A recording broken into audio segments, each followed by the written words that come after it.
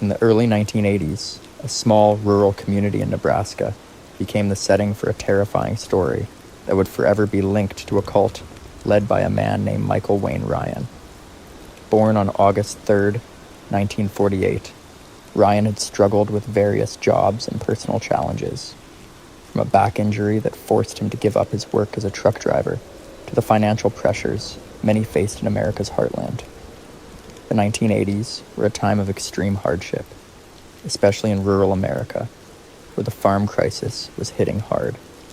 With crop prices falling and debt rising, many in these small farming communities were desperate for answers, looking for solace in religion and spirituality. It was in this atmosphere of frustration and uncertainty that Ryan found his path to power. Ryan's journey into cult leadership began when he was drawn to the Christian identity movement, a racist and anti-Semitic ideology that had gained traction within some extreme right-wing groups during the era. The movement taught that white people were the true Israelites, chosen by God, and that anyone outside this race was inferior. The Christian identity movement also embraced a violent, apocalyptic worldview that promised the end of days, where only the chosen would survive.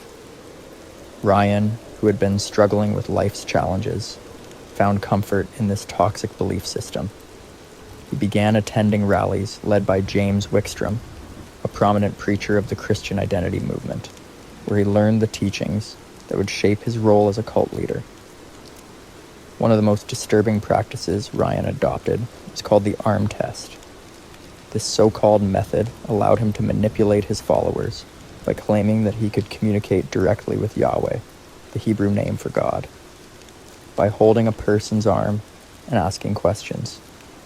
Ryan claimed to receive answers from God based on whether the arm stayed up or dropped. He used this method to exert control over his followers, and in turn, gain a sense of power and authority. Ryan's religious journey and growing sense of power led him to establish his own group. He was able to attract a few followers, including a widowed farmer named Rick Stice, who lived in Rulo, Nebraska.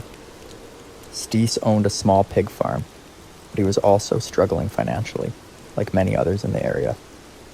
Stice invited Ryan and his family to live with him on the farm, where Ryan promised them a new life based on his teachings. Ryan quickly began to exert his influence over Stice and the other people who joined them. He told them that he spoke directly to Yahweh and that the world was on the brink of the apocalypse. He claimed that the only way to survive was to follow him and prepare for the end times. Soon, Ryan's cult grew to include several other members, some of whom were struggling with their own personal demons. They would spend their days listening to Ryan's apocalyptic teachings, smoking marijuana, and accumulating weapons in preparation for the end of the world. As the group grew, Ryan took on more wives, which he referred to as his queens. He told his followers that Yahweh had commanded him to have multiple wives, further establishing his role as a divine leader. Ryan was not only their spiritual guide, but also their supreme authority. The followers were expected to live under his strict control, with a little regard for the outside world. The Yahweh cult was becoming more isolated from the rest of society, and its members were increasingly subjected to Ryan's abusive leadership. Ryan instructed his followers to steal farm equipment and cattle, both to support the group and to fund their growing stockpile of weapons. The cult's isolation and its growing focus on survivalism set the stage for the violence that would soon erupt. As Ryan's influence over the group deepened, he began to treat dissent with increasing severity. Those who questioned his authority were punished, and the group's growing fear of Yahweh's wrath became an ever-present force. By 1985, the cult had grown to around 25 members, and Ryan's grip on them was tight. But beneath the surface of the group's apocalyptic beliefs and escalating violence, things were beginning to unravel. This was just the beginning of a horrific chain of events that would lead to death and destruction. What started as a search for answers, in a time of economic and personal hardship, would soon spiral into a nightmare. The cult would soon be responsible for some of the most disturbing and tragic events in Nebraska's history. with lives destroyed and families shattered. The dark legacy of Michael Wayne Ryan and the Yahweh Cult was just beginning to take shape, and the world would soon learn the full extent of their horrors. As the Yahweh Cult grew in size and isolation, Michael Wayne Ryan's hold on his followers tightened. The compound in Rulo, Nebraska, became a place of intense control and fear, where Ryan's word was considered absolute. His followers believed that he spoke directly to Yahweh, and that everything he commanded was the will of God. Over time, Ryan's teachings became more extreme, pushing his followers further into a world of violence, manipulation, and fear. The cult's day-to-day life was marked by strict rules and an overwhelming atmosphere of obedience. Ryan claimed to have divine authority, and his followers were expected to follow his every command, no matter how irrational or cruel it seemed. One of the most disturbing aspects of the cult was its treatment of those who showed any signs of dissent or questioning of Ryan's authority. These individuals were quickly labeled as traitors to Yahweh and subjected to severe punishment. Among those who began to show signs of doubt were Rick Stice and his family. Stice, who had originally invited Ryan to his farm, started to question the validity of Ryan's teachings and the harshness of the cult's practices. Stice's doubts grew after he witnessed Ryan's increasing cruelty and began to fear for the safety of his children, particularly his young son Luke. Stice's unease was shared by other cult members, including James Thim, another follower who had become disillusioned with Ryan's methods. In early 1985, tensions within the group began to boil over. Thim and Stice, both vocal in their doubts, were soon punished for their perceived disloyalty. Ryan, who had become increasingly paranoid, viewed any form of rebellion as a direct challenge to his authority. According to court documents, Ryan demoted both men to the status of slaves. They were forced to sleep outside in harsh conditions, chained to a porch, and subjected to cruel physical and emotional abuse. The abuse went far beyond mere physical punishment. The cult members, under Ryan's orders, were forced to perform degrading and humiliating acts as punishment for their supposed disobedience. The psychological torment was unrelenting, and the constant atmosphere of fear created a breeding ground for further violence. Ryan's control over his followers was absolute, and dissent was not tolerated. But it wasn't just the adults who were subjected to Ryan's wrath. His cruelty extended to the children within the cult as well. Luke Stice, the young son of Rick Stice, became one of the first victims of Ryan's unhinged behavior. Ryan, who had already demonstrated a violent temper, began to target the child with increasing frequency. He referred to Luke with cruel names and subjected him to verbal abuse. According to court records, Ryan once placed ashes from a cigarette in Luke's mouth as a form of punishment. He also shot the young boy in the arm, and the abuse escalated from there. Ryan's brutality towards Luke reached its tragic peak in March of 1985. On one occasion, Ryan physically slammed Luke, who was only 5 years old, into a cabinet, causing a fatal head injury. The young boy's death marked a turning point in the cult's descent into madness. Ryan, however, showed no remorse for his actions. Instead, he ordered that Luke's body be disposed of in a shallow, unmarked grave, trying to cover up the crime as if nothing had happened. The death of Luke Stice did not go unnoticed by the other members of the cult. Some, like Rick Stice, were horrified by what had occurred, but fear of Ryan's power kept them silent. Rick Stice eventually fled the compound with his remaining children, but the damage had already been done. The cult's descent into violence and murder was only just beginning. Ryan's next target was James Thim, who had already been subjected to brutal treatment for questioning Ryan's authority. In April of 1985, Thim was accused of poisoning a turkey that had been served at a communal meal. This accusation, which was most likely fabricated by Ryan, became the justification for further violence. Thim was beaten by Ryan and the other male members of the cult, and then taken to one of the former pig pens on the farm where the abuse escalated. What followed was a horrific sequence of events, as Ryan ordered his followers to carry out unspeakable acts of violence against Thim. The torture continued for days, and the cult members were forced to carry out Ryan's instructions, even as the violence grew more brutal with each passing hour. By the end of the ordeal, James Thim was left in a state of unimaginable pain and suffering. The severity of the crimes that had been committed within the cult's compound was becoming clear to those who were forced to participate. But for those still under Ryan's control, the reality of the situation was hard to comprehend. The fear of Yahweh's wrath and the belief that Ryan was divinely appointed to lead them kept them trapped in a cycle of violence and obedience. The situation in the Yahweh cult was rapidly spiraling out of control. The acts of cruelty and murder that had already occurred were only the beginning. The law would soon come knocking, but by that point, it would be too late for many of those involved. By the summer of 1985, the Yahweh cult's violent actions had not gone unnoticed by the outside world. However, it would take the arrest of 2 cult members for a shocking chain of events to unfold. In June, 2 men from the compound, James Haverkamp and John David Andreas, were arrested in Kansas for stealing farm machinery. This seemingly minor crime would be the catalyst that led to the discovery of the murders and the eventual unraveling of the cult. During their time in custody, both Haverkamp and Andreas were questioned by law enforcement about the stolen property. As the investigation into the theft deepened, the 2 men began to reveal the true extent of the horrors that had been happening at the Yahweh cult's compound. They disclosed details about the violent acts, including the murders of James Thim and Luke Stice, and led authorities to the bodies of the victims. On August 24th, 1985, a raid was conducted at the Rouleau farm, the home of the Yahweh cult. Law enforcement officers uncovered a disturbing collection of evidence, including a weapons cache with over 150,000 rounds of ammunition and more than $250,000 worth of stolen farm equipment. The sheer volume of weaponry and stolen goods pointed to the dangerous and criminal nature of the group.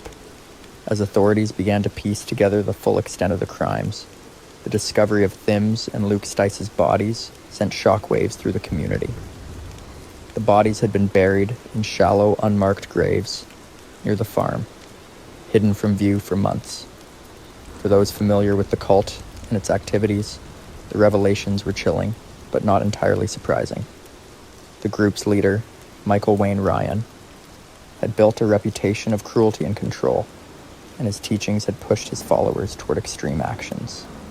In the weeks following the discovery, Michael Ryan, his son Dennis, and several cult members, including Timothy Haverkamp, were arrested and charged with first-degree murder. The investigation revealed that the murders were not isolated incidents, but part of a larger pattern of abuse and violence orchestrated by Ryan. The cult had been involved in theft, weapons trafficking, and other criminal activities that had funded their operations and allowed them to maintain their isolated, heavily armed compound. The trial that followed would expose even more disturbing details of the cult's practices and Ryan's twisted beliefs. Ryan and his son Dennis were charged with the murders of both Luke Stice and James Thim. Despite the overwhelming evidence, Michael Ryan maintained that he had been acting on the will of Yahweh, refusing to take responsibility for his actions. His defense was built on the belief that he had been divinely commanded to do the things he did and that he was carrying out the will of God. Dennis Ryan, who had been deeply influenced by his father and the cult's teachings, took a different approach during the trial. When asked why he had participated in the murders, he responded simply, "Because that's what Yahweh wanted." His chilling words illustrated the extent to which he had been brainwashed into believing that his father's actions were justified by his supposed divine connection. As the trial proceeded, more former members of the cult came forward to testify about the horrors they had witnessed. They described the brutal punishments meted out by Ryan, the constant fear and manipulation, and the mental and physical abuse they had suffered. Many of these witnesses were left scarred by their experiences in the cult. their lives forever changed by their involvement in such a violent and twisted group. In the end, the trial culminated in convictions for Michael and Dennis Ryan. Michael Wayne Ryan was found guilty of first-degree murder in the death of James Thim and sentenced to death in October of 1986. His son Dennis was convicted of second-degree murder and given a life sentence. However, Dennis Ryan's sentence would not last long. After serving 12 years, he was released from prison in 1997, having pleaded guilty to manslaughter. The arrest and conviction of Michael Ryan and his followers brought an end to the Yahweh Cult's reign of terror, but it also left a deep scar in the community. The cult's existence, built on fear, manipulation, and murder, had torn apart families and left a trail of destruction in its wake. The story of the Yahweh Cult serves as a chilling reminder of the dangers of extremist beliefs and the lengths to which people can be pushed when they are led by a charismatic but dangerous leader. The fall of the Yahweh Cult left deep scars, not only on the individuals who survived under Michael Ryan's control, but also on the community of Rouleau, Nebraska, and the larger nation. The cult's violent actions and the deaths of 2 innocent victims would continue to haunt those involved for years to come. For the people of Rouleau, the events of 1985 were a terrifying and shocking experience that they would not easily forget. The discovery of the cult's dark secrets left many wondering how such a group could have operated under their noses for so long. In the years after the arrest of Ryan and his followers, local authorities worked to uncover the full extent of the cult's activities. Law enforcement agencies from both Nebraska and neighboring states began to investigate possible connections between the Yahweh Cult and other extremist groups with ties to white supremacy, anti-Semitism, and the far-right Christian identity movement. While the Yahweh Cult's ties to these groups were not fully established, it was clear that Ryan had used the same dangerous rhetoric and ideology to manipulate his followers into committing heinous acts. One of the most difficult aspects of the aftermath for the surviving members of the cult was the emotional and psychological trauma they endured. Many former cult members struggled to adjust to life outside of Ryan's influence, suffering from the effects of years of manipulation, fear, and violence. Some of the survivors went into hiding, while others sought therapy to heal from the psychological wounds left by their time with the cult. For those who had participated in the murders or other violent acts, the burden of guilt and shame weighed heavily. Among the survivors, there was also a strong sense of betrayal. The realization that they had been manipulated by a man they had trusted, a man who had promised them protection and salvation, was hard to bear. Michael Ryan had preyed on their vulnerabilities, offering them a sense of purpose, a community, and an escape from their struggles. In reality, he had used them as tools to further his own twisted agenda, and many of them were left with nothing but the remnants of their broken lives. The case also left a legacy in the realm of law enforcement and criminal justice. The brutal acts committed by Ryan and his followers raised important questions about how extremist groups can operate in rural America without drawing attention. It also highlighted the dangers posed by charismatic leaders who prey on vulnerable individuals, often manipulating them with promises of spiritual fulfillment or salvation. In the wake of the trial, public opinion was divided on the fate of Michael Ryan. While some believed that his actions were the result of a deeply ingrained psychological illness or a warped religious ideology, others argued that he was simply a manipulative criminal who had orchestrated the deaths of 2 innocent people. Regardless of the opinions surrounding his motivations, the fact remained that Ryan's reign of terror had caused immense suffering for the victims and their families. Ryan's conviction on first-degree murder charges and his eventual death sentence sent a clear message to the public about the consequences of such violent actions. However, his death sentence was never carried out. Michael Wayne Ryan spent his final years in prison, where he continued to maintain his belief in the divinity of his actions and the legitimacy of his teachings. He died on May 24th, 2015, while serving his sentence. As for his son, Dennis Ryan, his life after the cult was markedly different. After serving 12 years in prison, he was released on parole in 1997. Dennis Ryan had pleaded guilty to manslaughter in exchange for a reduced sentence, a decision that was met with mixed reactions from the public. Some felt that he deserved a harsher punishment, while others believed that he was a victim of his father's manipulation and brainwashing. Regardless of the opinions surrounding his release, Dennis Ryan's life after the cult was spent in relative obscurity, far removed from the violence and fear that had once defined his existence. The story of the Yahweh Cult, with its chilling acts of brutality and manipulation, serves as a dark chapter in the history of American extremism. While the cult itself may have been disbanded and its leaders convicted, the impact of their actions would continue to reverberate for years to come.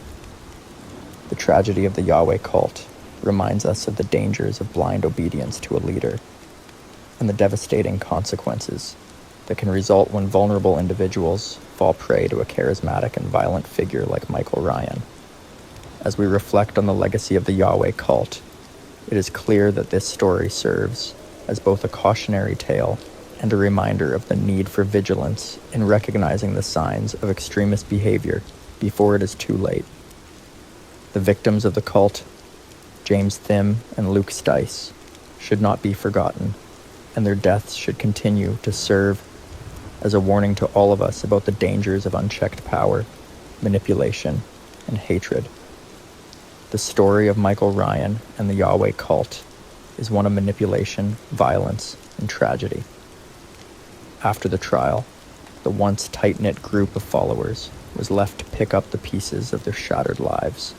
Some survivors sought solace in the justice system, but the emotional scars of their past lingered.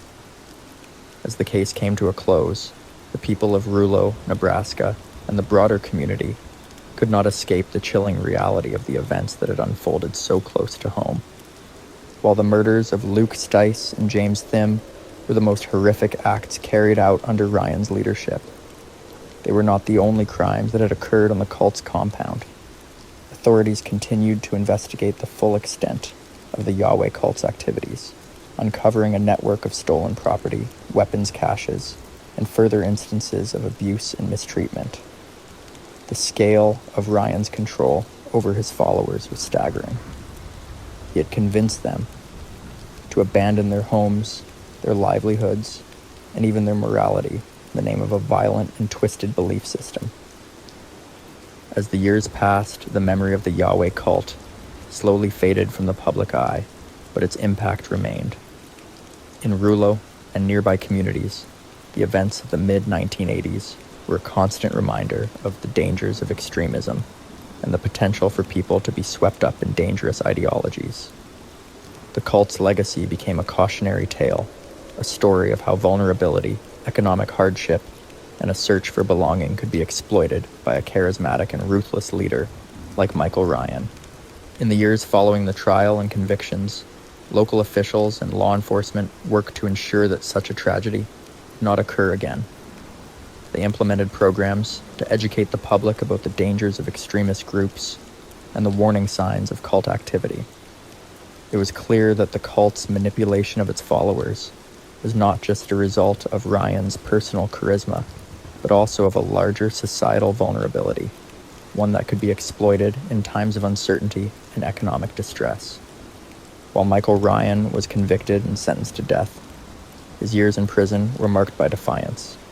He continued to hold on to his belief that he was the chosen messenger of Yahweh, refusing to accept responsibility for the deaths he had caused.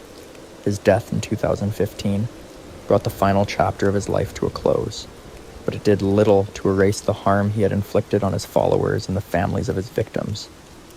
Dennis Ryan, on the other hand, was released from prison in 1997 after serving 12 years for his role in the cult's crimes.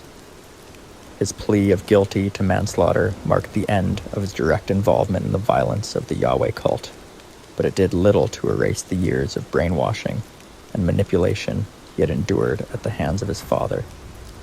Dennis Ryan has since lived a quiet life, far removed from the violent past that defined his early years. The story of the Yahweh Cult serves as a stark reminder of the dangers of extremism and the power that a single individual can wield over others when they are vulnerable. It is a cautionary tale about the fragility of human psychology and the consequences of blindly following a leader, no matter how charismatic or persuasive they may seem. The survivors of the Yahweh Cult, those who were manipulated into committing heinous acts or subjected to years of abuse, carry with them the emotional weight of their past. For them, the trauma may never fully heal.